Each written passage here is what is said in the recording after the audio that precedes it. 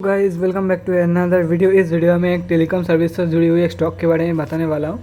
तो ये कंपनी का क्या है, बहुत दिनों से मतलब 1 या 1.5 महीने से एक ही रेंज के अंदर ट्रेड कर रही है और वो असेंडिंग ट्रायंगल के पैटर्न फॉर्म कर रही है। अब मुझे पर्सनली लगता है इसका ब्रेकआउट नीचे की तरफ होगा और कुछ टाइम तक इसका नीचे वाला जो सपोर्ट है वो बहुत ही नज़दीक है इसका लोअर पॉइंट से, उस रेंज में एक बार कंसोलिडेट करेगा। उसके बाद एक बार बहुत ही अच्छी तरीके से ब्रेकआउट देके 2 रेजिस्टेंस तक, मतलब सेकंड टारगेट तक जा सकता है। इसका ऊपर ही एक रेजिस्टेंस है लेकिन वो भी पेनिट्रेट करके अगर ये वाला ब्रेकआउट हो जाता है तो सेकंड रेजिस्टेंस तक जा सकता है, क्योंकि एक्सपीरियंस है भाई। ये मैं आप लोगों को ऐसे नहीं समझा सकता क्योंकि ये होने वाला है। मैं बिना प्रूफ के कोई बात नहीं करता, लेकिन बहुत साल पहले मैंने ये सेम पैटर्न एक स्टॉक में देखी थी। उसके बारे में मैं नहीं बताऊंगा क्योंकि वो स्टॉक का नेम ही मैं भूल गया हूँ। तो लेकिन मुझे साफ साफ याद है कि सेम पैटर्न था। ये एक्सपीरियंस से आता है, लेकिन आप लोगों को मेरा एक्सपीरियंस से कोई काम लेना देना नहीं है। एक कंफर्मेशन के बाद ही आप लोग एंटर करना स्टॉक में। तो कंफर्मेशन कब आएगा मैं चार्ट के माध्यम से आप लोगों को दिखाऊंगा। और कुछ अच्छी चीज़ों के बारे में बात करें स्टॉक में, तो एक साल में ऑलमोस्ट 300% की रिटर्न देके जा रही है कंपनी। उसके बाद अगर बात करें तो आज 4 लाख क्वांटिटी लोग सीएनसी में घर लेके गए हैं इस स्टॉक में। उसके बाद डायरेक्टली ले चलते हूँ आप लोगों को टेक्निकल एनालिसिस की तरफ। तो चलिए गाइस देखते हैं टेक्निकली क्या दिखाता है। और ये जो मैंने बताया कि ये सब फॉर्म हो रहा है ये भी मैं आप लोगों को दिखाऊंगा। स्टॉक का नेम आप लोग देख सकते हो MTNL। NSE का डेली चार्ट खोला हुआ है। 21 रुपये के आसपास कंपनी ट्रेड कर रही है और आज ये कंपनी ऑलमोस्ट 0.71% डाउन था, जिसके बारे में मैं बात कर रहा था। तो ये आप लोग इंपॉर्टेंट लेवल्स आप लोग देख सकते हो। ये जो 24 रुपीज़ का लेवल आप लोग को दिख रहा है, इसे ये पेनिट्रेट करने की कोशिश की 2 बार, डबल हाई फॉर्म की, डबल बॉटम होता है, डबल हाई फॉर्म किया इसने। अब मुझे पर्सनली लगता है इसका ब्रेकआउट होने के बाद ये सीधा इसको ये तो छोड़ ही दो, आराम से डायरेक्ट 26 रुपये तक की टारगेट या 28 रुपये तक की टारगेट दिखा सकती है। आराम से 26 या 28 रुपये तक की टारगेट दिखाएगी आप लोगों को। तो 90 तो नहीं बोलूँगा, 60% चांस है कि 28 रुपये तक की टारगेट दिखा और 40% चांस है कि 26 रुपये तक, मतलब आएगी तो 26 रुपये तक 100% श्योर है। 100 नहीं गाइज, अगर मैं 100 बोलता हूँ तो अगर कुछ भी ऊँच नीच होता है तो आप लोग मुझे पकड़ोगे। तो टू बी सेफ, क्योंकि स्टॉक मार्केट है, कोई भी 100% गारंटी नहीं दे सकता है। चलिए 79% मैं चांस गारंटी देता हूँ कि 26 तक आएगा। उसके बाद रेस्ट ऑफ द गारंटी है कि 28 तक जाएगा। और अगर 79% में बात करें तो 60% चांस है कि सेकंड टारगेट तक जाएगा और 40% चांस है कि फर्स्ट टारगेट में ये रुक जाएगा। और जिसके बारे में मैं बात कर रहा था स्पेशली कि आप लोग ये देख सकते हो, ये एक ही रेंज के अंदर ट्रेड कर रहे हैं और ये असेंडिंग ट्रायंगल फॉर्म कर रही है। उसके बाद इसका नीचे वाले की तरफ ब्रेकआउट होगा और ये जो सपोर्ट एरिया आप लोग देख सकते हो 19.7 का, इसी के ब्रिज में ये जो डॉटेड रेड लाइन देख सकते हो आप लोग। एक सेकेंड जूम इन करता हूँ। इसी के बीच में स्टॉक कुछ ही रेंज में दिनों के लिए ट्रेड करेगा, इतने दिन के लिए नहीं। ये तो अगस्त से सितंबर चला गया, ऑलमोस्ट अगस्त के महीने में ऐसे ट्रेड करेगा और एक बार ब्रेकआउट होगा। ब्रेकआउट होने के बाद आराम से आप लोगों को 28 रुपये या 26 रुपये तक का टारगेट आराम से आप लोगों को दिखाएगी।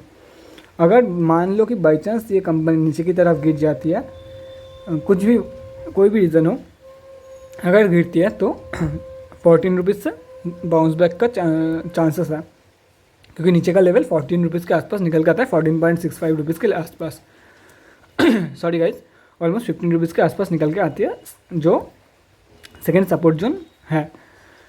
तो आप लोगों को कहाँ पे बाई करना है, तो मैं ट्रेड्स कहाँ पे लेना है आप लोगों को बता रहा हूँ। और कुछ भी इन्वेस्टिंग करने से पहले फाइनेंशियल एडवाइज़र की सलाह ज़रूर ले लेना। ये सिर्फ मेरा पॉइंट ऑफ व्यू है, मैं किसी को एजुकेशनल पर्पज़ के लिए मैं बताता हूँ, किसी को भी बाई या सेल करने की रिकमेंडेशन नहीं है। तो इंपॉर्टेंट पॉइंट्स क्या रहेगा स्टॉक का, अगर ये बाउंस करते करते मतलब नीचे की तरफ ब्रेकआउट होते हैं तो 3 पॉइंट्स है, ध्यान से सुनना। अगर मान लेते हैं, सबसे पहले पॉइंट, अगर मान लेते हैं कि ये जो स्टॉक है इसका ब्रेकआउट हो गया, ऊपर की तरफ ब्रेकआउट होगा, इसके ऊपर तक गया ये जो लाइन है, तो अराउंड आप लोग 24 रुपीज़ के लेवल में बाय करके चल सकते हो after confirming the breakout. 24 plus अगर डेली बेसिस पे क्लोजिंग होता है तो ही, और ग्रीन कैंडल के साथ 24 प्लस विद ग्रीन कैंडल अगर डेली बेसिस में क्लोज होता है तो आप लोग होल्ड करके चल सकते हो 26 या 28 रुपये तक की टारगेट के लिए। ये तो हो गया अगर स्टॉक ऊपर की तरफ ब्रेकआउट देता है। तो सेकेंड पॉइंट के बारे में बात करें, अगर स्टॉक जैसे मैं बोला कि अगर इस रीजन पे कंसोलिडेट करते करते यहाँ पर एक ब्रेकआउट देता है, अब आप लोगों को कहाँ पे बाई करना चाहिए।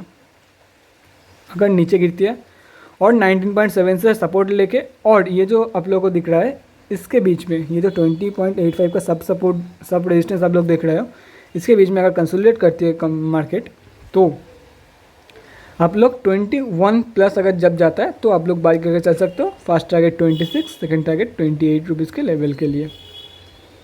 क्या पता यहाँ पर भी चांसेस है कि 24 की लेवल्स ये ना उड़ा पाए, ये भी चांसेस है क्योंकि डबल हाइज ये फॉर्म कर दिया है, डबल अप।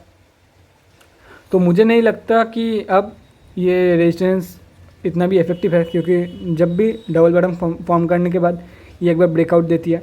ऐसे डबल हाई फॉर्म 2 बार पेनिट्रेट करने की कोशिश की लेकिन नहीं कर पाया, तो तीसरी बार ज़रूर कर देगा, चांसेस ज़्यादा रहता है तीसरी बार पेनिट्रेट करने की। ये आप लोग भी किसी भी स्टॉक में अगर ऐसे पैटर्न देखते हो तो आप लोग भी आंखें बंद करके पैसा लगा सकते हो, लेकिन कंफर्मेशन के बाद आंखें बंद करके ये नहीं कि सट्टा खेल लो, वैसे वाला कुछ नहीं, लेकिन कंफर्मेशन के बाद एक चांसेस इंक्रीज होता है। अगर ऐसा ही पैटर्न फॉर्म होता है तो चांसेस इंक्रीज हो जाता है।